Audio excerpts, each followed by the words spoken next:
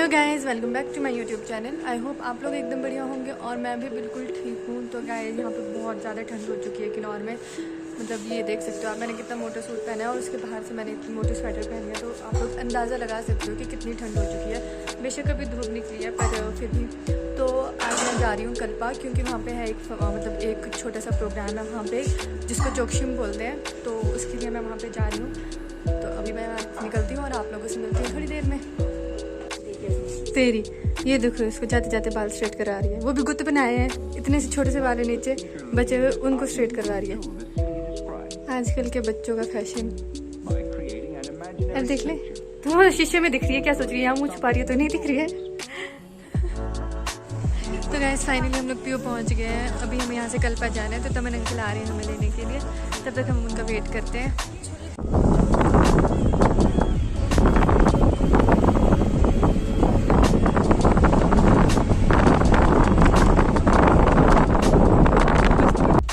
तो guys, finally हम पहुंच गए कल्पा और अभी यहाँ से ऊपर जाना है हमें। यहाँ है फंक्शन, आजा।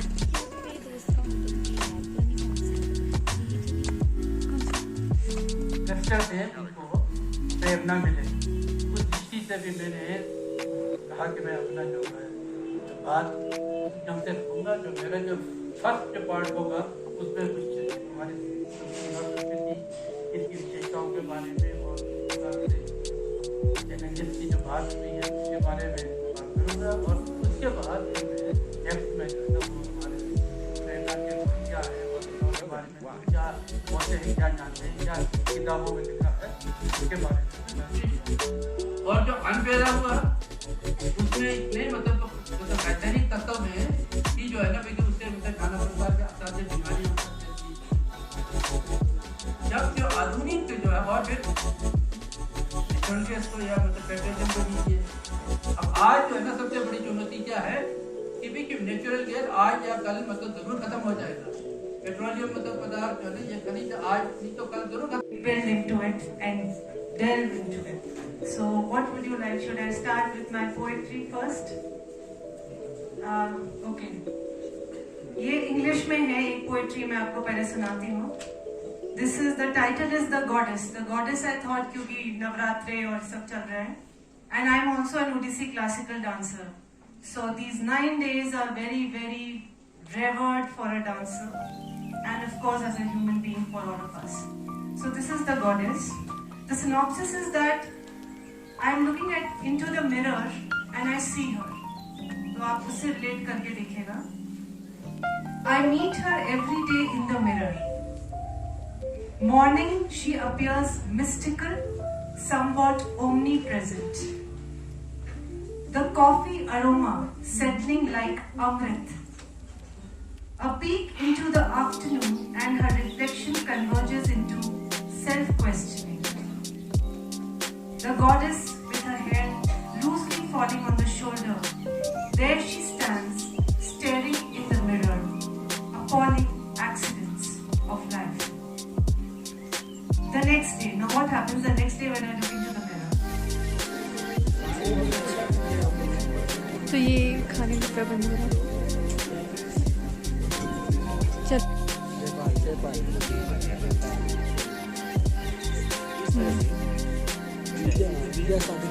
अच्छा,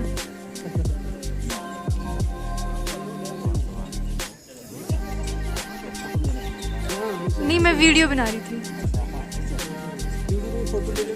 हाँ ले रही हूँ। देखता हूँ उसके बारे में जो लगता है दिल से वो मैं लिखने की कोशिश करता हूँ।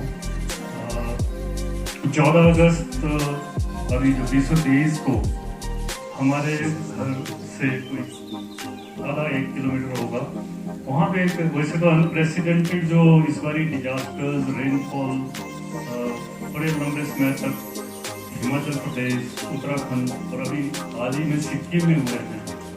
उससे जैसे सर कह रहे थे, सर कह रहे थे कि सस्टेनेबल डेवलपमेंट, और इस तरह से जैसे हमारे जनजातीय क्षेत्रों में सस्टेनेबल डेवलपमेंट सेंचुरी से किया है, इस तरह से हम नहीं चलेंगे तो लगता है कि अगले आने वाले वर्षों में इससे भी ज़्यादा भयावह बहुत बुरी स्थितियाँ हमें सहन करनी पड़ेगी। ये जो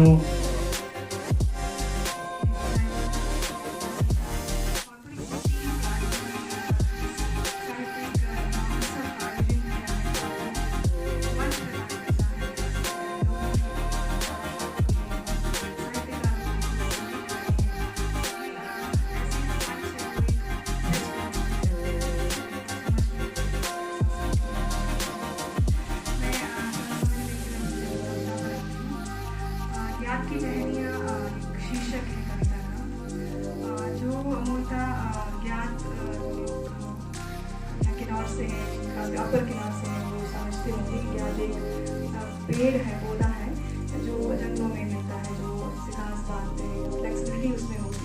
मेरी वाणी आपने एडिट की है, आप एडिटर हैं, मेरी वाणी इन्होंने एडिट की है आपकी अपनी पुस्तक है। ओके, ये साझा संग्रह, कवियों का साझा संग्रह, ये अलग से। ओके ओके, मेरी वाणी आपका कार्य संग्रह, ठीक। और राष्ट्रीय साहित्य अवार्ड इनको मिला हुआ है, पोएम, शॉर्ट स्टोरीज और आर्टिकल्स लिखना है। अभी ये किसान है, बेसिकली खेती करते हैं। और यहाँ उपस्थित हमारे अतिथि डीसी साहिबा और DPRO मैडम, हमारे साहित्य से जितने भी यहाँ पर साहित्यकार जुड़े हैं उनको रामगत का नमन। और मेरे यहाँ पर हमारे जो वरिष्ठ साहित्यकार हैं उनको आशीर्वाद मानते हुए मैं छोटी सी रचना आपके समक्ष रखता हूँ।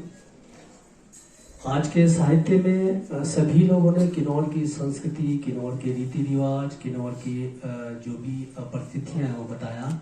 मैं इसमें थोड़े से समकालीन के साथ थोड़े पुराने जो किन्नौर था उस पर कहना चाहूँगा। कहने के तो किन्नौर हमारा सुमरा, हमारा जो है चौरा से सुमरा है, और चौरा से सुमरा, थोड़ी सी ये कविता थोड़ी लंबी होगी क्योंकि चौरा से सुमरा तक समेटने के लिए थोड़ा टाइम लगता है। Very good evening for one and all present here. Myself Pritika Nidhi and I am from Chagao. It's a very immense pleasure for me to be here with all of you in this great evening, in this great event, and I feel really blessed and lucky to share this stage with all the wonderful personalities present here. तो मैं कोई regular poet नहीं हूँ, मैं कभी कभी लिखती हूँ और ना ही मुझे साहित्य की, लिटरेचर की इतनी नॉलेज है, because I am a science student. तो अगर मुझसे कोई भी भूल चूक हो जाती है तो प्लीज़ मैं माफ़ी मांगती हूँ। तो जो मेरी पहली कविता है उसका शीर्षक है तो जिंदगी को जीना सीख। हम सब करते हुए मैं अपनी कविता आप सबके समक्ष रखना चाहूँगी। तू जिंदगी को जीना सीख, उसे कोसने की कोशिश ना कर। तू जिंदगी को जीना सीख, उसे कोसने की कोशिश ना कर। चलते वक्त के साथ तू भी चल, चलते वक्त के साथ तू भी चल, अंदर ही अंदर घुसने की कोशिश ना कर। मन में चल रहे सवालों को वहीं थाम ले, उसे सुलझाने की कोशिश ना कर। मन में चल रहे सवालों को वहीं थाम ले, उसे सुलझाने की कोशिश ना कर। जो मिल गया उसी में खुश रह, जो मिल गया उसी में खुश रह। जो दर्द दे वो पाने की कोशिश ना कर। शब्दों के साथ एक और मैं संक्षेप में अगर आप की इजाजत हो, कल यहाँ वैसे मुझे नहीं कहना चाहिए बातें शायद, लेकिन हमारे बीच में बहुत सारे प्रोफेसर सेम्पा जी से आए तब उन्होंने जिक्र किया, वहां जब देखा भाई ये तो जो है लोसारिंजन नागो का है, महानुवाद रतन बदर का है, और तब जाकर के हम लोगों को बोध हुआ कि ये जो 1000 साल पुराना है। उसी तरह से यहाँ भी जो बौद्ध विहार है पांगी में भी लोतारी मुझे का बौद्ध विहार है, और उसी के साथ जो पहली बार उसी के साथ वो स्तूप बना है। तो ये कहानियां जो प्रचलित हुई है, लोगों ने उसके साथ पंगी के साथ जोड़ दिया, क्योंकि उससे पहले पता नहीं पंगी में वो स्तूप किसका है, तो वो कहानी जुड़ गई और उसके साथ ये जोड़ दिया। तो इसलिए मेरी विनम्र निवेदन है कि ये जो गड़बड़ियां हैं इसको पहले ठीक से समझ लिया जाए। और बाकायदा मेरे पास उसकी कॉपी है, उसकी जो है वो नॉवल है, वो मेरे पास है, उसके वो टिबेटन में है, वो मेरे पास है। धन्यवाद। थोड़ा नया था वो, तो मैं कोशिश कर रहा था कि उसी टोन में उस टोन को पकड़ूं और साथ ही साथ थोड़ा विवादजनक हो सकता है, थोड़ा कंट्रोवर्शियल हो रहा है, लेकिन जैसे दीपक सर ने आज दिखाया कि where else to bring up controversial things but at the literature festival. तो उम्मीद करता हूँ, यानी बस नजरिए हैं, यानी मैं चाहता हूँ अलग अलग नजरिए आए। तो जैसे 2019 में पुलवामा में जो अटैक हुआ था, 40 सोल्जर्स मारे गए थे, उस समय मैं भरमौर में पोस्टेड था। तो चाय की दुकान पे बैठते थे, अड्डा होता था, कई बुजुर्ग लोग बातें करते, तो उन्हीं कॉन्वर्सेशंस में से उनके टोन को मैं प्रेजेंट करना चाहता था। कल फिर 40 जवान मारे गए। मैं तो कहता हूँ एक ही बार में खत्म क्यों नहीं कर देते हम पाकिस्तान को? छोटा सा तो है, आधा भी नहीं होना मारे, छोड़ दो पर मुंह के सारे शहरों में, वो भी छोड़ सकते हैं। उन्हें जी मौका ही नहीं देना ना उनको, पहले ही छोड़ देने हमने 30-40 बम, बात ही खत्म जी एक की बारी में। ये सारे मुसलमान ही जैसे होते हैं, इन कश्मीरियों को भी चाहिए क्या? मिल तो गई आजादी 70 साल पहले। मैं तो बोलता हूँ जी खत्म करो इनको भी, गोली मारो जब भी पत्थर उठाए। हमारे फौजी इंसान नहीं है। वो क्या बताना साहब, रामटू का लड़का आया था पिछले हफ्ते शहर से, MA कर रहा है वहां, कहता कि ये कश्मीर पाकिस्तान के छापे नेहरू जिन्ना से चली पॉलिटिक्स है। कहता कि सब झूठ है, कि जैसे हमारे न्यूज वाले उनको गलत बताते हैं वैसे ही उनके वाले हमें बुरा बनाते। कहता कि असल बात तो कुछ और ही है, ऐसे बेवकूफ बन रहे सब। और तो और कहता कि ये कश्मीरी लौंडे भी अपनी जगह सही, बोलता कि विरोध करना उनका हक है। आप ही बोलो साहब, क्या फायदा ऐसी पढ़ाई का? न्यूज वालों ने झूठ थोड़ी बोलना, असली विलेन तो पाकिस्तान ही है कि नहीं?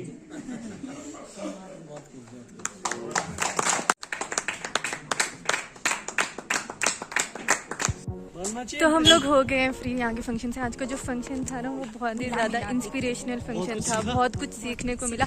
और हर बार अभी इस बार भी और एक बार समर फेस्टिवल में जो मैंने होस्ट करा था तब भी, तो बहुत ही ज़्यादा मतलब ठंड है, बहुत ठंडी हवा चल रही है, हाथ पैर सुनो। जो है अब ज्वाइन करूँगी। हाँ, आगे से मतलब मैं कंटिन्यू रहूँगी लिखने में, और जितने भी प्रोग्राम्स होंगे किन्नौर के अंदर, हिमाचल के अंदर, हर चीज़ में मैं पार्टिसिपेट करूँगी। मतलब इतनी इंस्पिरेशनल चीज़ है, इतना कुछ सीखने को मिलता है लिटरेचर के बारे में, साहित्य के बारे में, और भी अपनी संस्कृति के बारे में, ट्राइब्स के बारे में। तो मतलब बहुत ही ज़्यादा सीखने को मिला, बहुत ही ज़्यादा अच्छा प्रोग्राम था। साहित्यकार मेंटेन करते